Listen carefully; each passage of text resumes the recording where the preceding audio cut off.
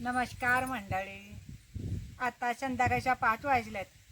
आता आपल्याला नाश्त्याला काय खायचं? चटपट पटदिशनी होणारे म्हणलं की आता भेळ बनवूया. बघूया आता कशी भेळ बनवायची ती मी तुम्हाला दाखवणार आहे. गॅसवर कढई ठेवली आहे. आता आपण थोडेसे तेल टाकून आपण हा चिरमुरे जरा गरम करून घेऊया.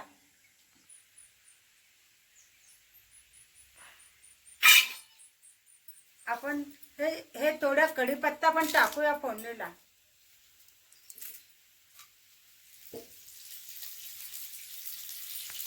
आपण मोहरी पण टाकूया थोडी फोडणीला, एकदम चव लागते.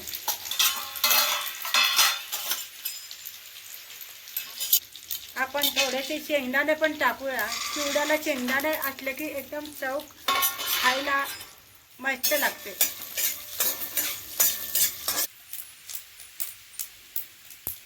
थोडी हळद पण टाकून घेतली आहे.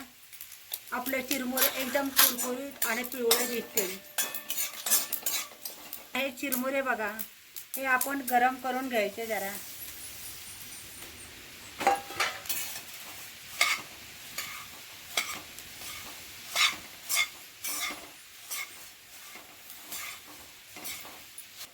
हे आता सर्व मिक्स करून घेतलेले.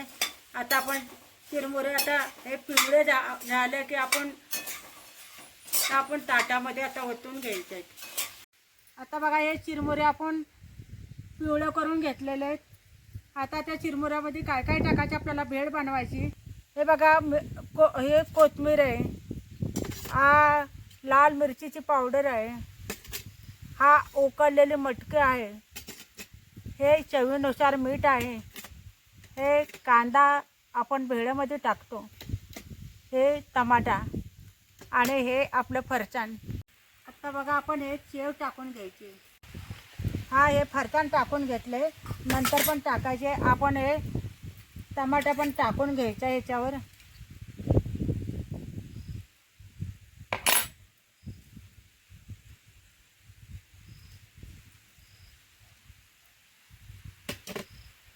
आता हे कांदा पण टाकून घ्यायचा आहे.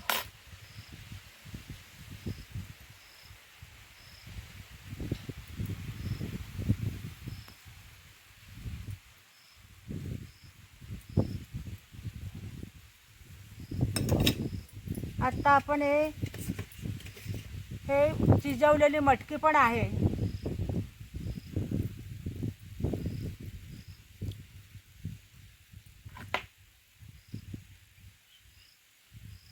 हे मोड आलेली मटकी खूप छान आहे आणि हे उकडलेले आहे.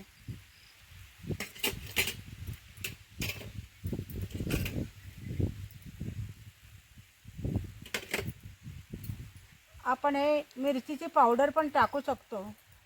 थोडी आपल्याला जेवढी पाहिजे तिखट तेवढं आपण टाकू शकतो.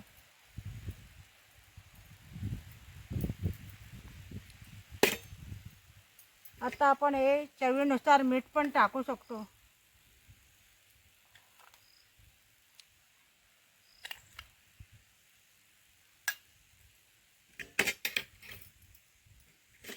आता हे आपण शेव थोडे फरसाण पण थोडं टाकू शकतो अजून.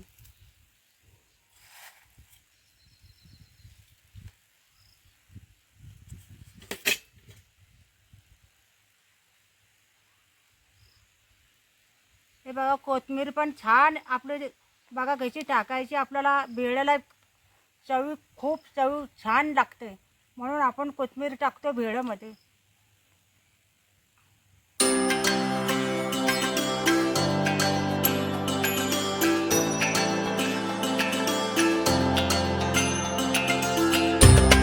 हे भेळ आता आपण 4 ते 5 माणसाची झालेली आहे. घरातील आमच्या 5 माणसं आहेत. पण मी आधी खाऊन बघते आणि आपल्याला चहा पण आपल्याला नाश्ता बरोबर आहे.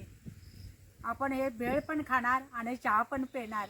हा आपला 5चा झटापट नाश्ता. आपण बघूया कशी लागते भेळ.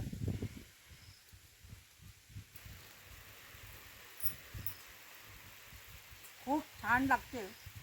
तुम्ही पण असेच बनवा आणि आम्हाला लवकरात लवकर कळवा.